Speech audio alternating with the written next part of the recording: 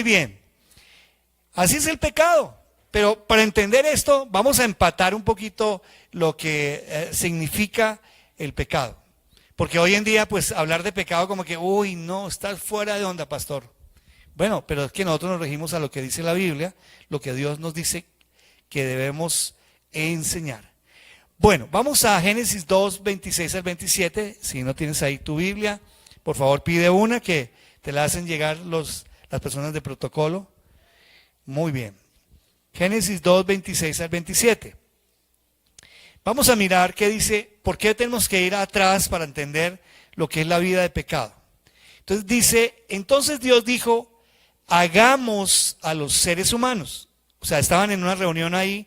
Yo a veces me he puesto a imaginar cómo estaba el Padre, el Hijo y el Espíritu Santo ahí, los tres, y se pusieron de acuerdo y dijeron, hagámoslo a nuestra imagen, para que sean como nosotros. Chévere, ¿sí o no?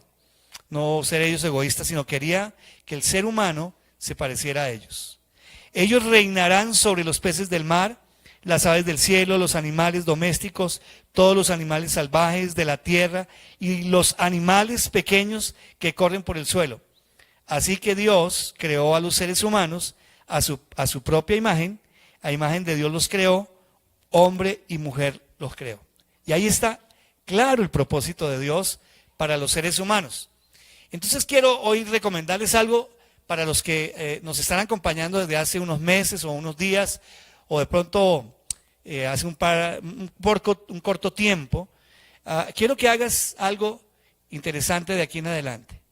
Generalmente cuando uno quiere herir a un ser querido, sobre todo al cónyuge, o de pronto a veces a los suegros, entonces por ejemplo uno dice, al cónyuge le dice, igualitico a su mamá, es que se parece, es igualitica, el mismo carácter, el mismo temperamento. ¿Quiere uno herir a un hijo? Le dice, igualitico a su abuela, igualitico a su abuelito, salió igual, ¿sí? Pero eso no lo estamos diciendo en una forma positiva, sino que de daño. Entonces, si nosotros decimos, ¿a quién se parece tu mamá o tu papá? Pues a sus abuelos. ¿Y sus abuelos a quién? A sus bisabuelos. Y sus abuelos a sus tatarabuelos. Y entonces si seguimos a sus hasta que llegamos a Adán y Eva. Realmente yo me debo parecer, porque aquí dice que Él nos hizo a su imagen y semejanza. Entonces la idea clara aquí es, ¿a quién te pareces tú? ¿A quién te pareces tú? Entonces desde ahora empieza a cambiar esa situación, porque tú puedes decir, bueno, pero es que yo tengo la misma nariz de mi abuelo que parecía una morcilla, igualitica. ¿Sí? Usted tiene los ojos de su abuelo, sí, pero su abuelo ¿a quién?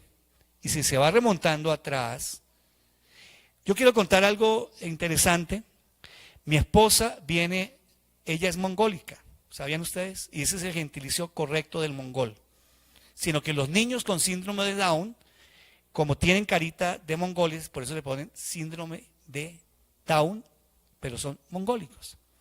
Entonces yo vi un programa hace unos años, unos 3 años, por ahí 3 años, y era ver a mi suegro, ver un mongol, porque mi suegro ustedes lo ven, es un mongólico, es un mongol, y ahí de Mongolia, donde está Tila, ¿sí? Y después vi a mi esposa y dije, no, ellos son con sus ojos rasgados, con sus pómulos aquí salidos, gorditos, todo. Y yo le dije a mi esposa, mi amor, tú eres una mongólica. Casi me mata, me pega, bueno, de todo. Pero el gentilicio, uno dice mongol, pero es mongólico. Eso es correcto. Entonces, cuando uno quiere ofender o algo, ¿qué le dice a una persona? Te parece un mongólico.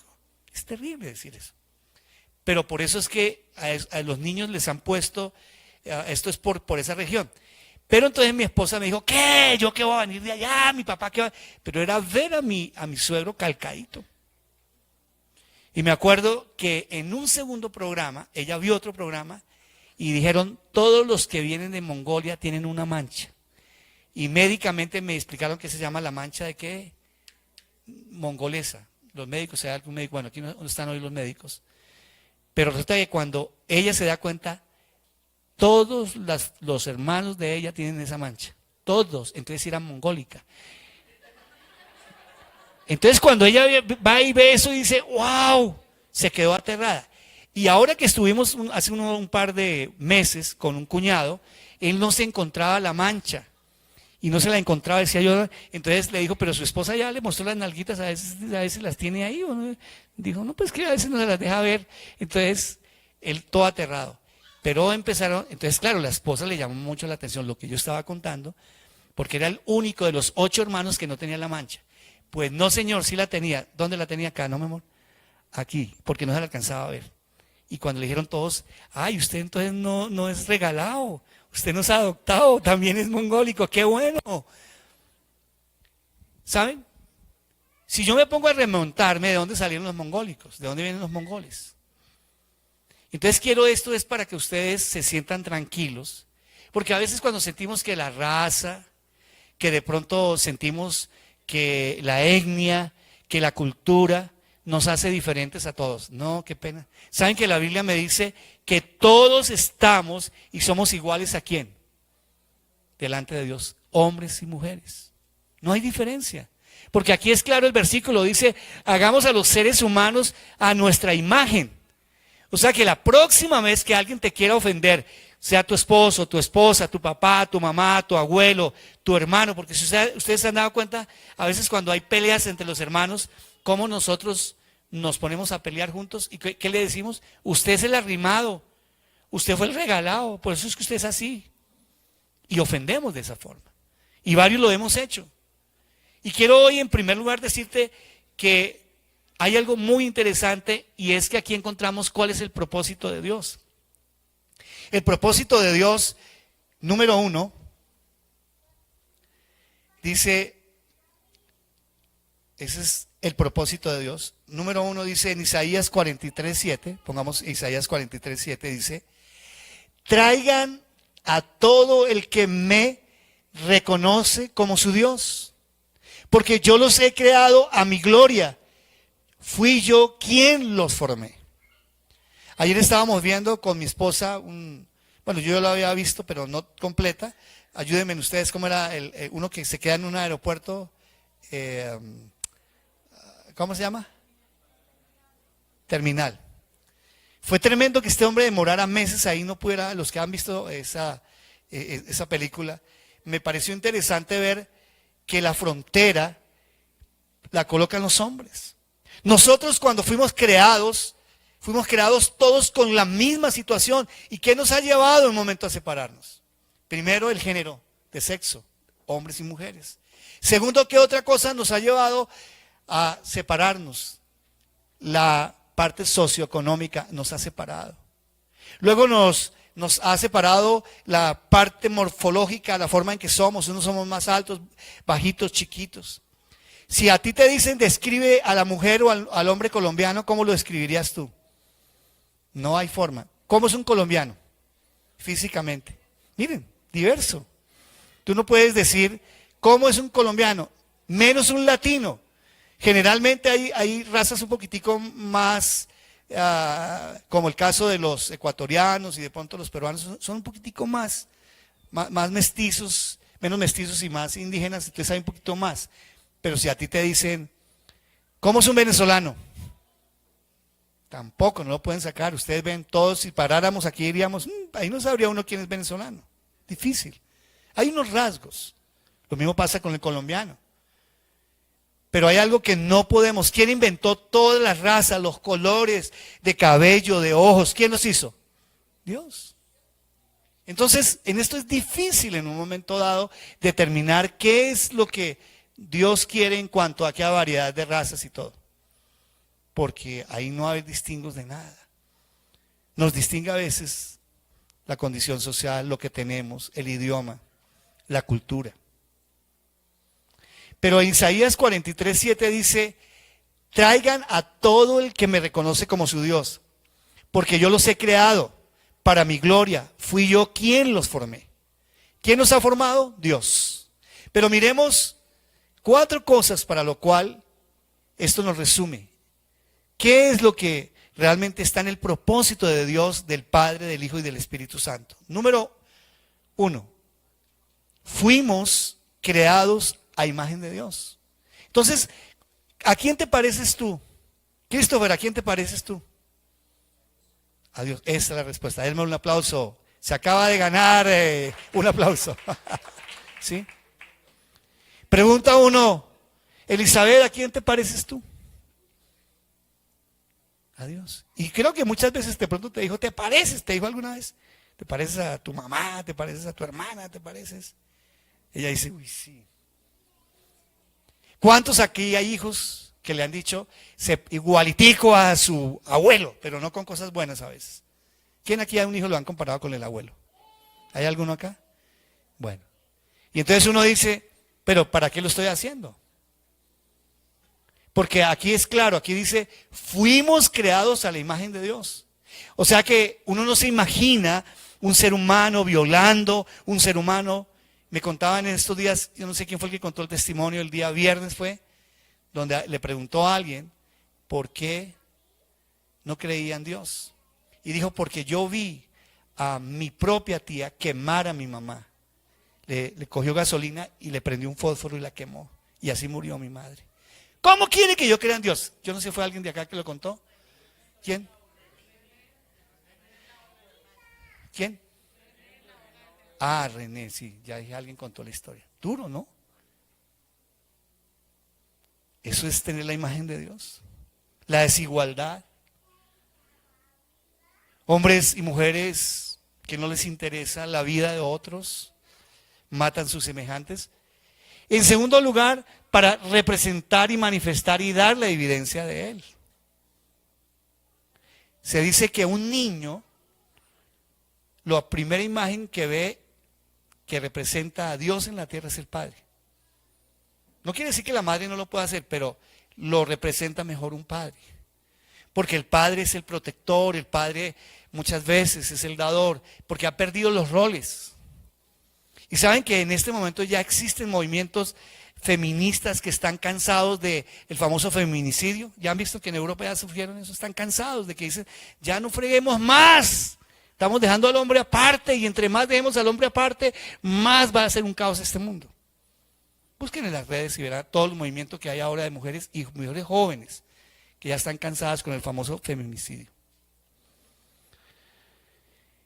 La Biblia me dice claramente, aquí en segundo lugar, dice representar y manifestar la evidencia de Él. ¿Por qué este planeta se está acabando? ¿Por qué no lo estamos cuidando? ¿Por qué cada vez más una degradación? Porque al ser humano se le dio para que lo administrara. Eso fue lo que dice acá. En Génesis 2:26, colócamelo nuevamente, por favor, Dani. Dice que ellos reinarán sobre los peces del mar. ¿Se dan cuenta todo lo que ha pasado a nivel ecológico? Destruyendo bosques. No más lo que pasó ahora allí con ese pozo petrolero aquí en Colombia. Dice, y ellos reinarán sobre el mar, sobre las aves del cielo, exterminando nosotros todas las especies. Los animales domésticos, no adorándolos, porque hoy se pasó a adorar a las mascotas. Es lindo tener mascotas, pero no van a reemplazar al ser humano. Todos los animales salvajes de la tierra y los animales pequeños que corren por el suelo. Así que Dios creó al ser humano a su propia imagen. Y a imagen de Dios los creó hombre y mujer. Con esta lucha de géneros es tremendo ver la desorganización, ver el caos en que viven hoy los niños, sobre todo en su identidad. En tercer lugar, dice, para su gloria. Veamos allí para su gloria. Y para su gloria es porque nosotros debemos honrar a Dios. Él fue el creador y nos creemos autosuficientes. Estaba viendo en estos días que cuando murió Hawking diciendo, fue el creador de los anillos negros, perdóname, el creador de cómo hubo la evolución y cómo vino, pero perdóname, ¿de dónde vino primero esa materia? Tuvo que haber un origen, correcto, vamos a decir algunos, bueno, evolucionó, pero ¿de dónde vino la materia? De algún lado tuvo que haber un principio. Para vivir, en cuarto lugar, en santidad. Y entonces, claro, vivir en santidad, eso nos suena como que arcaico, como que algo imposible, algo que no se puede hacer. Pero aquí la Biblia es clara, nos demanda un pueblo de pureza, de santidad. ¿Por qué la gente en estos días de Semana Santa, que debería ser todos los días, se recoge un poco más y busca un poquito más de Dios?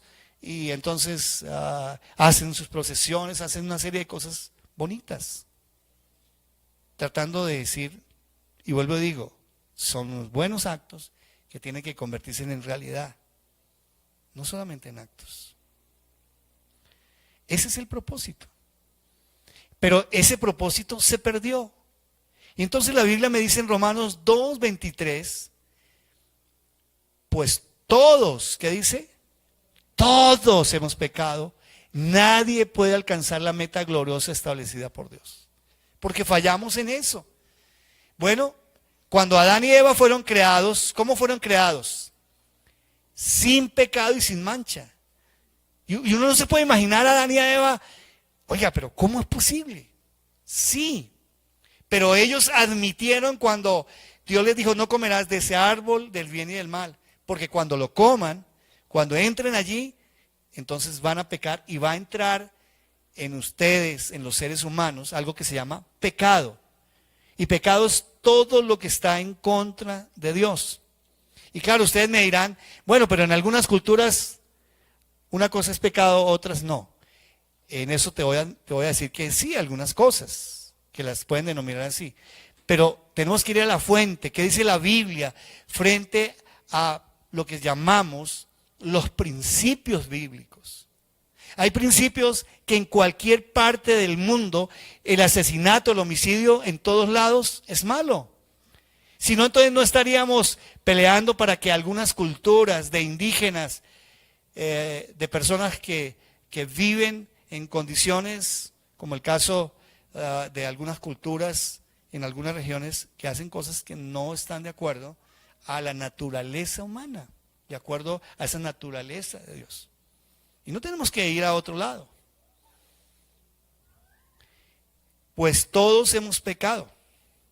Y entonces al pecado le llamamos debilidad. Es una faltica. Y hay algunos que nos están legislando ya qué es pecado. Por ejemplo, para famosos, para deportistas que dicen, ¿y yo de qué tengo que arrepentirme? Yo no tengo, en la vida no he hecho nada. Yo no tengo por qué arrepentirme en la vida de nada. Bueno, la Biblia nos dice otra cosa. Pues todos hemos pecado. Entonces surge ahí el problema. Y el problema es que entró en el hombre algo que se llama pecado original.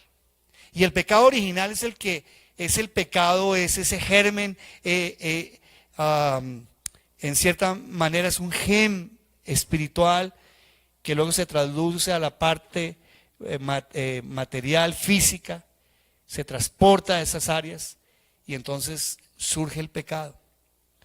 Y ese pecado original va en todo ser humano porque todas las razas lo van transmitiendo, como les digo, de la imagen de Dios se deforma una parte, pero luego se va, poco a poco se va formando.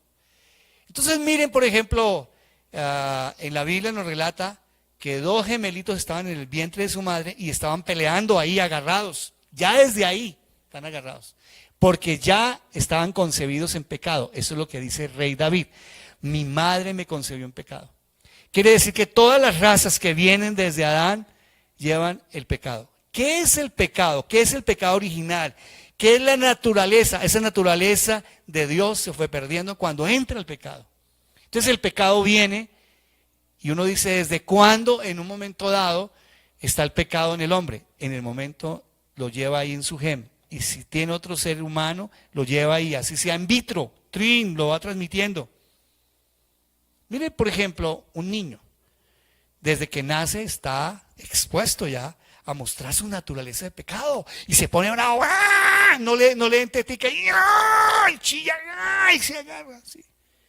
Yo contaba cómo mi esposa al año y pico cogía y se agarraba el cabello y se ponía roja y se daba contra las paredes. Yo decía, qué carácter, qué carácter. Y entonces mi esposa me decía, y se me ponía el tuste rojo, dice ella. Sí. Ustedes miran un niño y el niño desde pequeño, ¿qué está haciendo ya? El niño está diciendo, mío, mío, dígale al que el papá es suyo y verá que, no, mío, mío, mío. Préstale el juguete, no, mío, mío. Y uno dice, pero ¿por qué? Porque pasa que la naturaleza del ser humano era una naturaleza de luz, pero también dejó entrar la oscuridad, el pecado. Y Adán, eso fue lo que hizo. Permitió que la raza humana entonces se contaminara. Ese es el pecado original. Y el pecado original nos lleva, que es el pecado, nos lleva a cometer pecados. Dese cuenta, una es en singular, la otra es en plural. Pecados. Y es igual como todo ser humano, esa naturaleza que está ahí, que no es de Dios, ¿cómo quitarla? Y pasa lo del cerdito. Yo les decía que en Florida están ahora de moda los puerquitos y más blanquitos. Ustedes los han visto ahí en televisión. Entonces llega una niña y lo coge y lo baña, lo perfuma, le pone su corbatincito y lo saca. Pero de pronto lo suelta y allá va el chonchito y ve un charco. Y dice, uy, ese charco está muy bueno. ¡Fua! Y allá se mete. Claro, se volvió una nada, todo perfumadito, blanquito, regresa todo vuelto nada. La niña lo regaña. ¿Y tú por qué te metiste ahí? No te debes meter ahí. ¿No entiendes?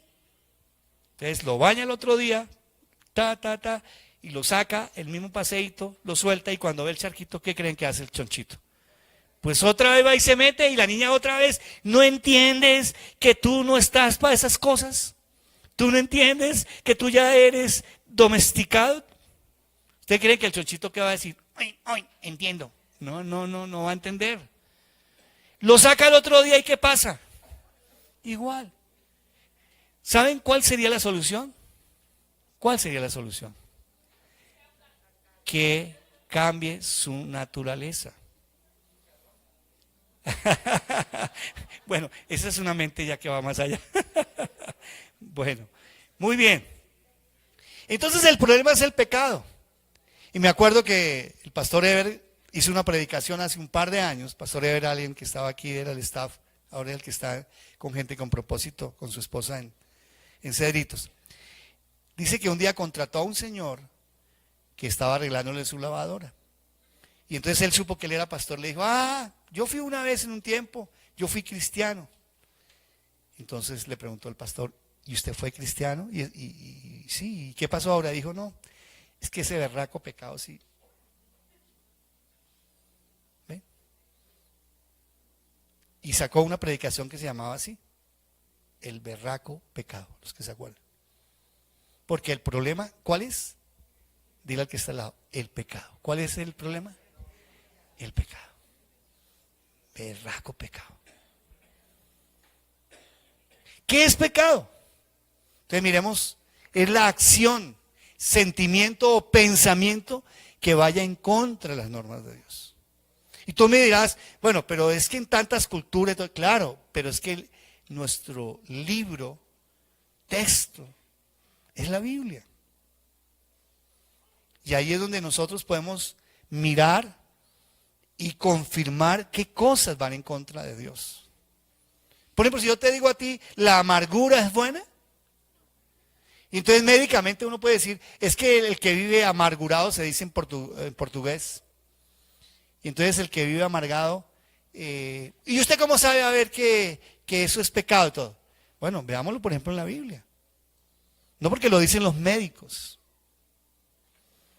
Uno pregunta, la desesperación, la depresión, la angustia, no es de Dios.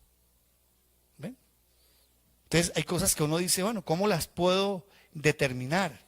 No, se salen de su peso, son de su naturaleza misma. Entonces eso es pecado. Ahora, en Santiago 1, 14 al 15 me dice, la tentación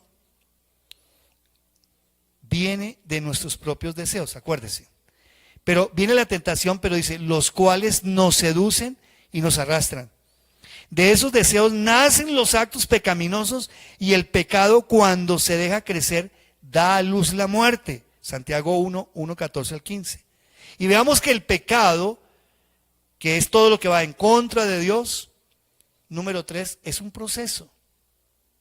Y esta mañana recordaba algo a la iglesia en la primera reunión, algo importante.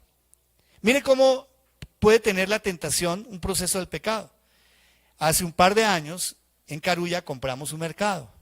Y cuando llegamos a la casa nos encontramos que nos habían dado un pollo completo. De más. Y resulta que yo voy y veo la factura y claro, no estaba facturado. Entonces por dentro uno dice, uy, gloria a Dios.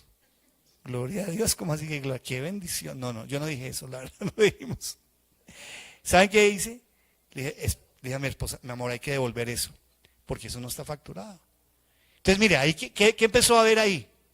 Tentación. Y la Biblia me dice, colócame nuevamente el versículo anterior de Santiago, dice que es un proceso. Dice, de esos deseos nacen los actos de ¿qué? ¿Qué pecado podía caer yo ahí si no devuelvo el pollo? Robo. Número 2. ¿Qué más? Uy, un pollito asado, imagínense. Y con papita y de pronto a la jardinera, bien sudadito, un estofado y uno dice, uy, Dios mío. ¿Sí? ¿Qué otro pecado? Gula, claro. Y entonces empiezan ahí, pero lo primero que hice, le dije a mi esposa, mire, si lo dejamos un día más, no se daña, no lo devolvemos. No lo comemos porque viene que empieza la tentación así es el pecado. Es como cuando a uno le dan las vueltas, o como ustedes dicen, el cambio, dicen los venezolanos, le dan las vueltas de algo, y entonces le dan las vueltas o el cambio le dan más. Y uno dice, en el Transmilenio no le dan vueltas ya, eso eran los buses de nosotros. Yo me acuerdo que le daban a uno más y uno con esa tentación, lo devuelvo. Señor, pero es que es lo que yo necesito, Dios mío. No, si tú dejas el proceso de dar, ¿qué va a pasar? Es como por ejemplo el adulterio o la fornicación. No, es que eso fue así en segundos. Sí, cómo no que fue en segundos. Dejaste pasar con lo que ves, con lo que escuchas, con lo que oyes, empieza la mente a maquinar. ¿Ven? Entonces nos arrastra, esos actos pecaminosos me van arrastrando y me llevan a la muerte. ¿A dónde me llevan? A la muerte, tanto espiritual como física. Dice la Biblia claramente. Entonces, esto es un proceso. Entonces, en tercer lugar, proceso.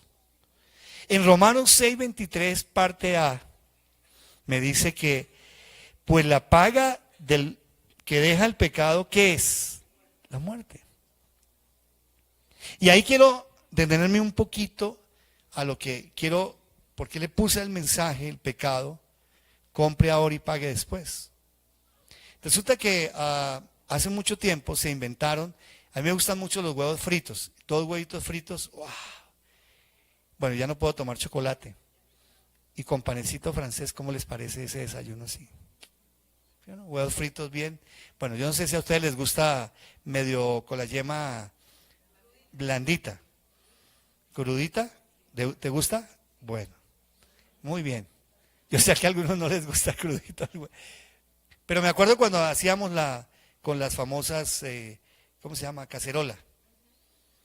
Y en ese tiempo no eran inherentes, no eran inherentes, no eran inherentes. Y luego se inventaron el teflón. Y yo creo que el teflón ha sido uno de los inventos en la cocina mejores. Porque se imaginan, y esos huevos tocaba a veces cuando uno los servía, o se lo daban en la cacerolita para que no se saliera, no se quedara un pedazo ahí, se le quedara medio huevo ahí en la cacerola. Entonces uno daba la cacerola completa, porque no había el antiadherente. Entonces ese antiadherente, ¿qué hace? En un momento dado, lo que lleva es que no se pegue. Pero quiero decirles que en cuarto lugar, me dice claramente que lleva a la muerte, o sea, el pecado lleva consecuencias. Y dice claramente, pues la paga que deja el pecado es la muerte. Entonces, disfrútalo ahora y páguelo después. Qué duro.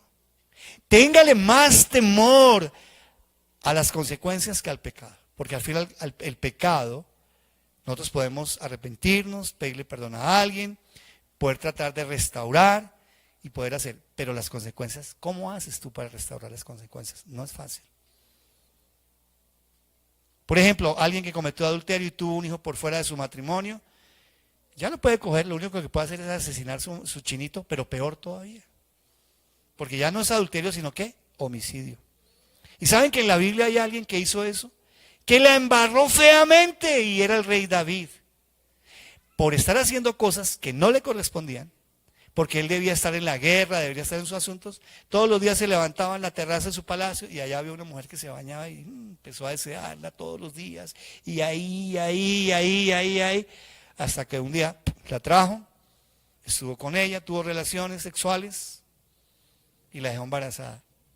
Segunda embarrada. Y para poder tapar esa embarrada que fue grave, difícil, dura, ¿sabe qué hizo? Entonces, su esposo, el esposo de esta señora, esta mujer, lo manda a que duerma con ella y él le dice, no, yo no te voy a dejar, yo me voy a quedar en el palacio. No, vaya. Y para tapar, ¿qué hace el gatico con sus heces? Los que tienen gaticos, la tapa. Y a veces, fíjense, cuando se cae en pecado, para tapar un pecado, ¿qué hace? Como dicen las mamás, para una mentira pequeña, una mentira grande, y así, para taparla. ¿Y las consecuencias? ¿Sabe después qué hizo usted sinvergüenza, David? Entonces, como ya no fue a dormir, dijo, ¿y ahora qué? Yo no voy a decir, en ese tiempo no estaba todo el Espíritu Santo ahí dispuesto a decir, es obra del Espíritu Santo. No. ¿Sabe qué le tocó? Ponerlo en frente de batalla para que mataran a su esposa. Y luego tomarla y desposarla. Tremendo, David fue duro, David, el rey David hizo cosas tremendas. Pero eso le trajo consecuencias a sus generaciones. Por eso me dice que cuando el pecado lleva las consecuencias, no le teman al pecado, témanle las consecuencias, porque las consecuencias son funestas. Cada vez que pienses a los hombres a cabo, a las mujeres en adulterio, o los muchachos, o quienes estén solteros en fornicación, coja allí y piénselo y dígale, Señor, en el nombre tuyo, quiero pensar en qué va a pasar. Cuando vayas a hacer algo que es pecado, piénsalo, aun cuando vas a decir palabras. ¿Cuántas veces hemos ofendido y no podemos recoger nuestras palabras? ¿Cuántos les hemos dicho cosas a la gente aún de que se va a morir, con palabras, con groserías, con maldiciones, y después no podemos recoger esas palabras? Esas palabras quedan ahí marcadas en la vida de las personas. La persona puede decir, bueno, sí, yo lo perdono, pero las palabras, dice la Biblia, que tienen un poder para construir, para levantar o para destruir, para maldecir. 4 cosas hace que el pecado sea inherente allí con las consecuencias. Número 1, nos aleja de Dios. Y Adán y Eva, cuando le preguntaron, oye, y porque como pecaron les dijeron, oye, ¿y dónde está tu esposa? ¿Dónde está? No. Estamos allí escondiditos, se escondieron. ¿Qué fue lo que pasó? No. Es que vino Satanás y tomó a mi esposa y mire lo que pasó. Y a Eva, ¿qué le preguntaron? ¿Qué pasó? No, es que fue Satanás. Porque generalmente cuando cometemos pecado, muchas veces le echamos la culpa a terceros, a personas que no tienen que ver nada directo o no tienen nada que ver. En segundo lugar, te destruye. El pecado no va a dejar cosas buenas. El pecado va a destruir vidas. El pecado, ¿por qué en un momento dado Dios quiere que las relaciones sexuales se tengan dentro del marco de un matrimonio? Precisamente para cuidar en un momento dado que los niños no crezcan en un ambiente sano de un papá y de una mamá. Ustedes saben todas las consecuencias que hoy están viviendo las familias. Y se van a dar cuenta que esto es así, esto va dando la vuelta otra vez y volvemos a lo mismo, a considerar lo que Dios nos ha dicho desde el principio, No amen el pecado, porque el pecado destruye, acaba familias, acaba personas. Se arruina tu relación con los demás. Cuando nosotros pecamos, por ejemplo, la gente que a veces en la iglesia tú no la vuelves a ver porque ha caído en pecado. Ahora, la idea es que no se vayan, pero generalmente la gente se aleja. Cuando alguien comete algo contra alguien, ustedes han dado en su propia familia. Entonces la gente se aleja. Y de que es más difícil todavía, trae maldición generacional. A veces quisiéramos, como la bendición trae a las familias cosas hermosas, a otras no. ¿Qué es lo que generalmente queremos con nuestros hijos? Dejarles una buena herencia en todo sentido. No podemos decir que no quisiéramos dejar una herencia espiritual, una académica, una económica, financiera, otra de valores. Eso quisiéramos con nuestras familias. Creo que habría muy pocas personas que no quisieran como papás saber qué es lo que quieren realmente con sus hijos. Pero nos dice que trae una maldición generacional cuando en un momento dado pensamos que no vamos a tocar a las personas. Saben, los pecados muchas veces se van a saber tarde que temprano. No hay nada oculto debajo del sol. No hay nada que en un momento dado no pueda traer a la vida de muchas personas maldición. La familia Kennedy de los Estados Unidos, si ustedes miran su récord, por 3 generaciones vivieron maldiciones tremendas, morían de unas formas terribles, empezando desde John F. Kennedy y de ahí en adelante sus hermanos, sus primos, sus tíos. No sé cómo va la 3ª y 4ª generación hasta el día de hoy, pero era un caos, divorciados, separados, muertes trágicas, porque eso es inherente. Entonces, haz algo cada vez que vayas a pecar, y aquí quiero decirte algo. Fuimos enseñados a algunos en pecados veniales y mortales. La Biblia no me habla de eso. Bueno, eso ha sido una tradición para algunos, pero no, en la Biblia no me habla de eso. La Biblia no me habla en un momento dado de que hay unos pecados más grandes que otros. Pero pregunto, ¿qué es un hombre y una mujer celosa? ¿Es capaz de qué hacer, por ejemplo? De matar. Yo he visto crímenes de gente que fue celosa. No, los celos es algo venial, algo bonito. Sí, no hay pecados veniales o mortales. La Biblia nos habla, pecado es pecado.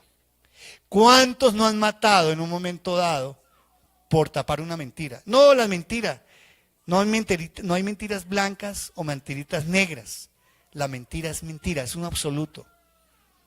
¿Cuántos no han hecho cosas terribles por la desconfianza con su cónyuge? ¿Cuántos por la ambición en un país como el nuestro? ¿Cuántos no han, por corruptos, matan? Llegan a ser homicidas o hacen cosas terribles. ¿Cuántos en un momento dado se prestaron? ¿Se acuerdan de hace unos años de un niño que estaba muertecito, un hijo de una pareja, y lo llenaron de estupefacientes? ¿Se acuerdan? Que lo llevaban en un avión, se dieron cuenta. Vea lo que puede llegar. La ambición no es venial, es venial. No es venial. Es pecado. La Biblia ve todos los pecados igual, de la misma forma. No veamos la homosexualidad como algo, porque el ser humano se ha vencido frente a todos estos pecados. Igual que la fornicación, está en el mismo nivel de la fornicación, al mismo nivel del adulterio, al mismo nivel de la mentira. Está al mismo nivel de la arrogancia, está al mismo nivel de la autosuficiencia, de la ambición, de la codicia. Están en el mismo nivel. Porque estos pecados traerán maldición en un momento dado. Pero hay una frase de C.S. Lewis, un gran teólogo, dice: tenemos una extraña ilusión de que con el tiempo se cancela el pecado. Pero con el tiempo no hace nada ni al hecho ni a la culpabilidad de un pecado. Y esta frase es importante porque a veces pensamos que el pecado queda ahí. No, las consecuencias, eso está inherente ahí. Tarde que temprano saldrán a flote. Yo tengo aquí casos, varios casos. Cuando la pareja aquí se va a casar, les decimos, dígase en toda la verdad, porque al fin y al cabo te va a aceptar con tu pasado, aunque ha sido un pasado duro. Y resulta que no han sido honestos ¿Y saben qué ha pasado? Con el tiempo, y tengo el caso de alguien que le ocultó a su esposo que había abortado y tuvo un cáncer, y tuvo que decirle el médico, mire, ella ha abortado, y el esposo se sintió engañado en ese tiempo y dijo, wow, no me dijo toda la verdad. Por eso en los cursos prematrimoniales el pasado no es que vamos a vivir o no del pasado, no. Pero qué bueno cuando entramos, porque tarde que temprano ese pasado se puede aflorar en un momento dado. No lo puedo ocultar, porque al fin y al cabo quien se va a casar conmigo se va a casar con mis deudas, con mis dificultades, con mi pasado, con todo.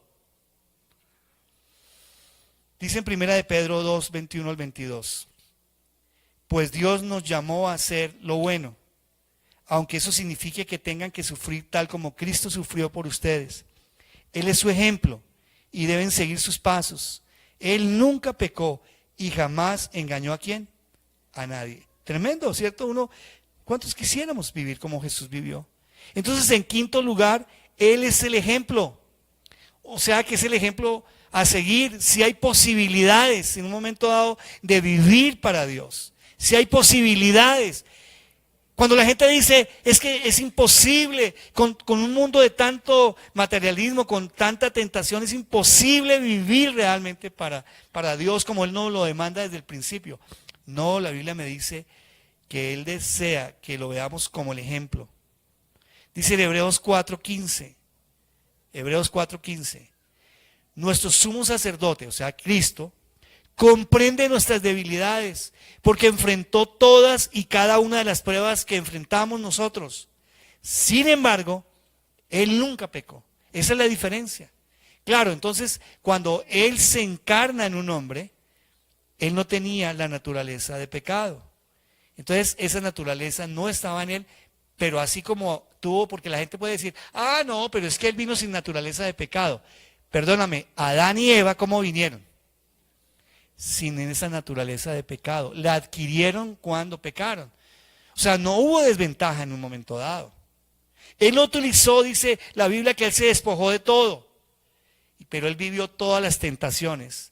Pero la única diferencia fue que no pecó. Y era necesario que naciera de una Virgen María, de la Virgen María, de una mujer virgen llamada María. ¿Para qué? Para que el pecado que iba en el hombre, en Adán, no se transmitiera. Por eso ahí rompió la cadena, entró un nuevo hombre. Y ahora nuestro ADN, si lo aceptamos a Él como nuestro mediador, como quien nos dio ejemplo, y segundo, nos lleva a una vida práctica de no pecado, entonces vamos a entender lo que dice Pablo en Efesios 1:7. Dios es tan rico en su gracia y bondad, que compró nuestra libertad con la sangre de su Hijo y perdonó nuestros pecados. Era necesario que Jesús fuera a la cruz del Calvario para que llevara nuestro pecado, para que en lugar de la justicia de Dios sobre nuestra vida, se fuera ante Jesús. Y Jesús es nuestra justicia. Él nos regeneró, Él nos redimió, Él nos compró nuevamente. Por eso dice en Efesios 2:10 que cuando en sexto lugar, la solución es Él, en sexto lugar. Él es nuestra solución. Porque no es solo el ejemplo, también es la solución. Porque uno puede decir, bueno, Jesús estuvo ahí y vivió una vida como Dios quiere que la vivamos. Pero realmente fue más allá, es la solución. Dice en Primera de Juan 1:9, pero si confesamos nuestros pecados a Dios, Él es fiel y justo para perdonar nuestros pecados y limpiarnos de toda maldad. Si confesamos, hoy es el día para confesar, para decirle, Señor, yo quiero una naturaleza nueva, ayuda a mi carácter. Bueno, te digo, tú puedes decir, yo soy bueno, porque es que como no tengo adulterio, fornicación, de pronto no mato, no robo, no tengo vicios, no estoy expuesto a ciertas cosas. Bueno, pero si estás expuesto al orgullo, a la soberbia, Estás expuesto a la autosuficiencia, a los celos, las contiendas, al chisme. ¿Saben ustedes que el chisme es igual de mortal que cualquier cosa? Hay gente que ha dañado a otras simplemente por un chisme. Vean los periodistas con las famosas chivas. Y ya te tienen que retractar muchas veces. Y ya dañaron a una persona. En Efesios 2:10 me dice, perdón, me dice, sí, 2:10 dice, pues somos la obra maestra de Dios. Él nos creó de nuevo en Cristo Jesús, a fin de que hagamos las cosas nuevas que preparó para nosotros tiempo atrás. ¿Qué es lo que Él desea? Él desea que nosotros volvamos a hacer las cosas, que volvamos nuevamente a la naturaleza, al principio. Pero hoy en día la gente cada vez menos cree en Dios. ¿Saben por qué? Porque no ven en nosotros, sean católicos, ortodoxos o sean protestantes, puedan ver a Jesús ahí, puedan ver al Dios mismo, a ese Dios mismo. Ese es el dolor que la gente siente. Y dice, pues somos la obra maestra de Dios. Cuando hablamos de la obra maestra es lo máximo. Y uno a veces ve la naturaleza, ve los volcanes, uno ve los valles, uno ve los cañones, ve los mares, ve las criaturas, uno dice, ¡wow, qué obra! Pero la obra maestra, ¿quién es? Tú y yo, esa es la obra maestra de Dios. Dice en Efesios, más adelante, atrás, 2, 5 y 6, dice, que a pesar de que estábamos muertos por causa de nuestros pecados, nos dio vida cuando levantó a Cristo de los muertos. Es solo por la gracia de Dios que ustedes han sido salvados, pues nos levantó de los muertos junto a Cristo y nos sentó con Él en los lugares celestiales porque estamos unidos a Cristo Jesús. Ya que hay algo. Bueno, no sé si ustedes vieron un mensajito donde está la tumba vacía y dice funeral cancelado. Bueno, yo no estoy tan de acuerdo que fue un funeral cancelado. Porque ¿qué es un funeral? Porque si dice funeral cancelado quiere decir que Cristo no murió. Y yo quiero corregirles y escribirles a quien escribió eso, que es muy lindo. Dice, claro, la tumba estaba vacía, ya, funeral cancelado. No, el funeral no fue cancelado. Porque si hubiera sido cancelado es porque Cristo, ¿qué? No murió. Pero Cristo sí se murió. Entonces sí hubo funeral. ¿Es que lo enterraron? Por eso les quiero corregir, porque si ustedes colocan, por ejemplo, si ese muy lindo y la portada muy linda, lo vi anteayer y decía, funeral cancelado. Perdóname, no es correcto. Pregunto, ¿Cristo murió o no murió? Entonces, ¿por qué dice que funeral cancelado? ¿Sí que no está correcta la apreciación? Hay que corregirla. Linda la intención, pero Cristo sí murió. Cristo sí murió. Entonces hubo o no funeral. Sí, hubo funeral. Porque uno entierra a muertos, no a vivos. ¿Sí o no? Entonces ahí hay que corregirles y quiero escribirles con todo el amor y decirles, no es correcta la apreciación que dan. Porque estaban diciendo que el funeral se canceló porque estaba vivo. O sea, le dio, ¿cómo es que se llama la enfermedad cuando alguien queda ahí que parece medio muerto? Catalepsia. Fue que a Cristo le dio catalepsia y se despertó ahí mismo, se levantó y dijo, no me entierren. A José Arimatea, no me envuelvan todavía. Ni a Nicodemo, no me eches especies que ya estoy vivo. No. Dice claramente aquí, que a pesar de que estábamos muertos por causa de nuestros pecados, no del pecado y de los pecados, Él nos dio vida, nos levantó y levantó a Cristo de los muertos. Es solo por la gracia de Dios que ustedes han sido salvados, pues nos levantó de los muertos junto con Cristo y nos sentó con Él en los lugares celestiales porque estamos unidos a Cristo Jesús. ¿Saben? Me gustó algo que nuestra iglesia tiene que hacer. Y el año entrante yo le dije al Señor, aunque este año lo vamos a hacer ya para prepararnos. ¿Saben qué deberíamos hacer en la Semana Santa? Sentarnos, por ejemplo, varios días y contarle la historia a la gente de Jesús. Pero nosotros contársela. Porque eso fue lo que Israel por años dejó de contar la historia. generación a generación. Me llamó mucho la atención hace un par de meses. David y Consuelo fueron a hacer la escuela dominical de los niños, el Jesus Club, allí al parque. Y una niña preguntó, perdón, ¿y aquí qué hacen? Entonces ellos le dijeron, aquí nos reunimos para hablar de Jesús. Y la niña preguntó, una niña de 6 añitos, perdón, ¿y quién es Jesús? ¿Quién es Jesús? Yo no lo conozco. ¿Ven? Y uno cree que en un tiempo como estos todos conocen la historia, todo. No. ¿Saben? Cada vez que ustedes ven que me gusta colocar suficientes textos, porque hoy en día hablar de Jesús fuera de los textos bíblicos es muy chévere. Y eso lo tenemos que corregir los predicadores, los pastores, los ministros de Dios. Porque lo que menos predicamos hoy en día es de la Biblia. Y realmente este es el manual, aquí es donde está toda la historia.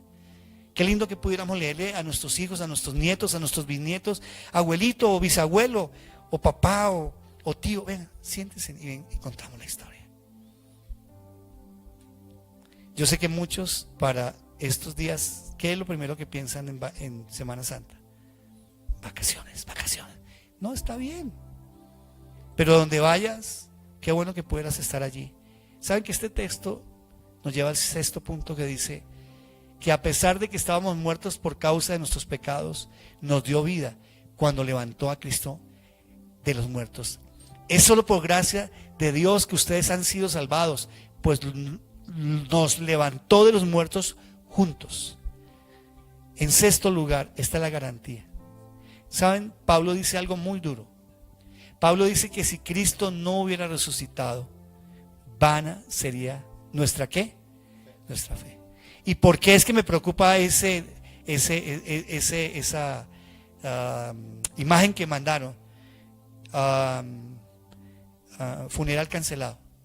Cancelado es cuando alguien no murió. El funeral sí lo hicieron, porque Cristo sí murió y resucitó al tercer día. Esa es la garantía. Esa es la garantía. Porque si ustedes leen en la Biblia, a muchos se les trató de comprar, de decir, digan que Cristo le robaron el cuerpo y segundo no murió. Él fue a la tumba y estuvo ahí. Y espiritualmente bajó, dice la Biblia en Efesios, y peleó por mí y por ti.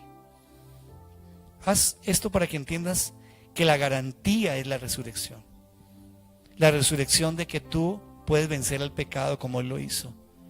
Segundo, la garantía que tendrás vida eterna.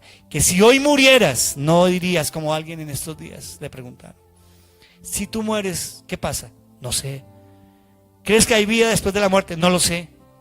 O sea, ¿crees que no vas a resucitar o a reencarnar algo? No lo sé.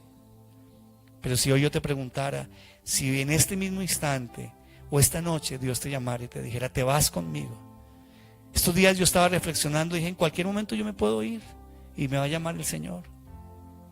Pero tendría realmente la certeza. Esto es por fe. Esto suena como una fábula, como una historia. Por eso aquí se cree es por fe, no por obligación ni porque te traen. Tú puedes estar viniendo aquí, haber nacido en un hogar cristiano, te traen toda la vida a la iglesia y no creer en nada de esto, en un cuento de fábula, todo esto.